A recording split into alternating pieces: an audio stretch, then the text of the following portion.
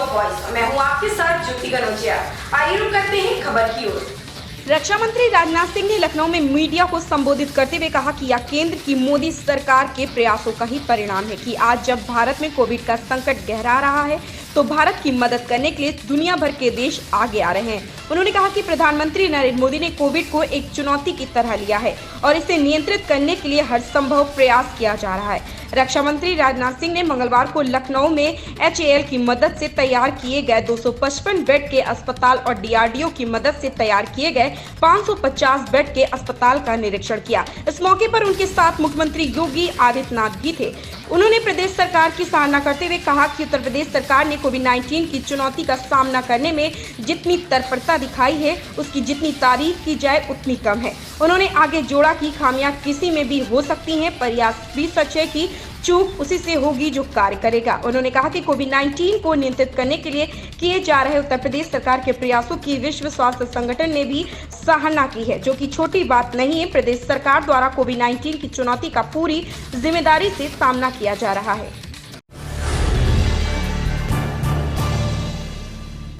बिजनौर के गांव धौकनपुर में चाचा भतीजे की हत्या के मामले में सनसनीखेज खुलासा हुआ। पुलिस के अनुसार हत्या करने की सारी पटकथा ग्राम पंचायत चुनाव के दौरान आरोपी सशस्त्र सीमा बल के जवान नितिन ने ली थी। 1 माह से ज्यादा समय तक वह गांव में रहा और हत्या का ताना बाना बुनता रहा। नितिन का मकसद अपने पिता की हत्या का बदला लेना था। इसी कारण से वह गांव आया था। हत्या के लिए उसने अपने दोनों भाइयों को पहले ही तैयार कर लिया था। कोरोना के मरीजों को ब्लैक फंगस संक्रमण का खतरा भी घेर रहा है। यह संक्रमण महाराष्ट्र, गुजरात के कुछ जिलों के बाद मेरठ में भी देखने को मिला। मुजफ्फरनगर और बिजनौर के 2 मरीज न्यूट्रीमा अस्पताल में भर्ती हैं, जिन्हें ब्लैक फंगस की बीमारी हो गई है। दोनों कोविड पेशेंट हैं और उनका इलाज चल रहा है। उत्तर प्रदेश के कानपुर जिले के शिवली के रहने वाली उषा ओमर की इलाज न मिलने से मौत हो गई। पति मंगला चरण ओमर ने बताया कि पत्नी को सांस लेने में तकलीफ थी। स्वास्थ्य मंत्रालय के निर्देश के बाद भी अस्पताल वाले बगैर कोविड रिपोर्ट के मरीज को भर्ती नहीं कर रहे हैं। इलाज के अभाव में मरीजों की मौत हो जा रही है।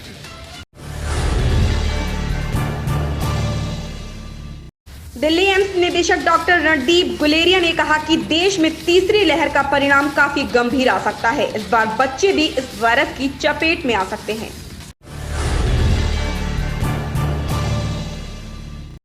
दिल्ली के मुख्यमंत्री अरविंद केजरीवाल ने मंगलवार को डिजिटल प्रेस ब्रीफिंग की है। इस दौरान उन्होंने कहा कि 3 लाख से ज्यादा लोगों को रोज वैक्सीन देंगे। साथ ही उन्होंने कहा कि वैक्सीन बनाने का फार्मूला सार्वजनिक हो और सभी कंपनी को मिले।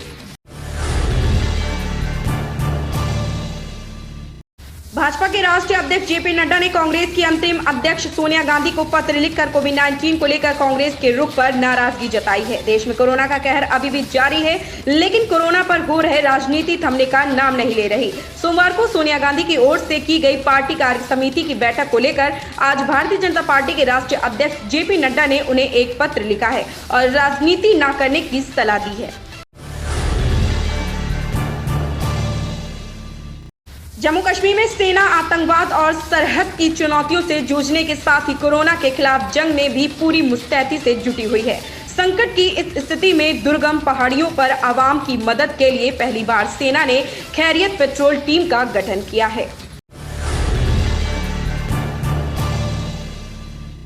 राजधानी लखनऊ में कोरोना से जान गंवाने वाली थाईलैंड की युवती पिया थिडा के मामले में चौंकाने वाले तथ्य सामने आए हैं। पुलिस की जांच में पता चला है कि वह लखनऊ में पिछले कई सालों से आती जाती रही है और विभूति खंड इलाके में स्थित O2 स्पा सेंटर में बतौर फिजियोथेरेपिस्ट काम कर रही थी। खुद को थाई युवती का गाइड बताने वाला सलमान ही इस सेंटर का मैनेजर है।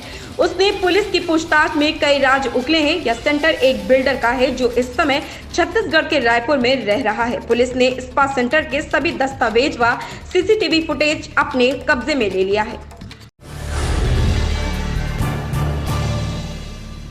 कोरोना का कहर पूरे देश में अपने चरम पर है। इस खौफनाक महामारी का असर इंसान के स्वास्थ्य के साथ साथ आपसी रिश्तों, नातों और इंसानियत पर भी हद से ज्यादा पड़ा है।